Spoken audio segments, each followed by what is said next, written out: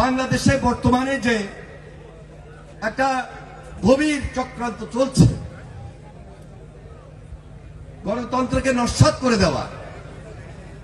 ভোটের অধিকারটা যেন প্রতিষ্ঠিত না হতে পারে, এই যে চক্রান্ত, এই যে ষড়যন্ত্র, এই যে বিএনপির বিরুদ্ধে অপপ্রচার, সবকিছু মিলে তার মোকাবেলা করার জন্য আমি মনে করি সবচেয়ে উত্তম জায়গা হলো, বলিষ্ঠ কথার স্থান হলো এই সাবেক এবং বর্তমান জাতীয়তাবাদী ছাত্র দলের সকল পর্যায়ের নেতৃবৃন্দ।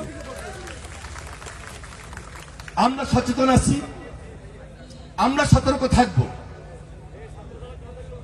এবং বর্তমান ছাত্র দল এবং প্রাক্তন ছাত্র দলের সকল পর্যায়ের নেতৃবৃন্দ যে যেখানে আছি সর্ব জায়গা থেকে বলিষ্ঠ ভূমিকা এমনভাবে পালন করব যেন আমাদের লক্ষ্য যেটি ছিল এই ফ্যাসিস্টের বিরুদ্ধে, এই অত্যাচারী হাসিনার বিরুদ্ধে আমাদের টার্গেট সুন্দর বাংলাদেশ গড়ে তোলা, আমরা সেখানে বলিষ্ঠ ভূমিকা পালন করার ক্ষেত্রে বিএনপির ভারপ্রাপ্ত চেয়ারম্যান জনাব তারেক রহমানের হাতকে শক্তিশালী করব এবং ওনার নেতৃত্বে এই বাংলাদেশে একটা স্থায়ী সত্যিকারের গণতন্ত্র প্রতিষ্ঠিত হবে, এটাই আমাদের প্রত্যাশা। আমাদের প্রত্যাশার জায়গা থেকে আমাদের দাবি রয়েছে বর্তমান যে অন্তর্বর্তীকালীন সরকার খুব সহসায়, খুব শীঘ্রই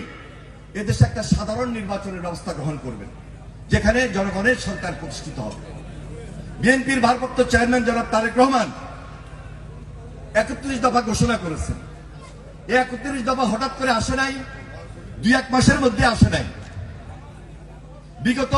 3 থেকে 4 বছর সর্বপ্রথম 27 দফা এবং পরবর্তীতে যারা ফ্যাসিবাদের বিরুদ্ধে লড়াই করেছে, সংগ্রাম করেছে, যারা যুগপৎ আন্দোলন করেছে, সবাই মিলে এই 31 দফা জাতির সামনে তুলে ধরেন এবং এই 31 দফার মধ্যে সবচেয়ে বেশি উল্লেখযোগ্য যেটি তারেক রহমান বলেছেন বারবার, যে আমরা যদি নির্বাচিত হই, আমরা যদি সেই জনগণের সরকার হিসাবে সুযোগটা পাই, জনগণ যদি আমাদেরকে ম্যান্ডেট দেয়, তাহলে আমরা সবাইকে নিয়ে জাতীয় ঐক্যমত্যের সরকার গঠন করব। তাহলে আমাদের টার্গেটে পৌঁছার জন্য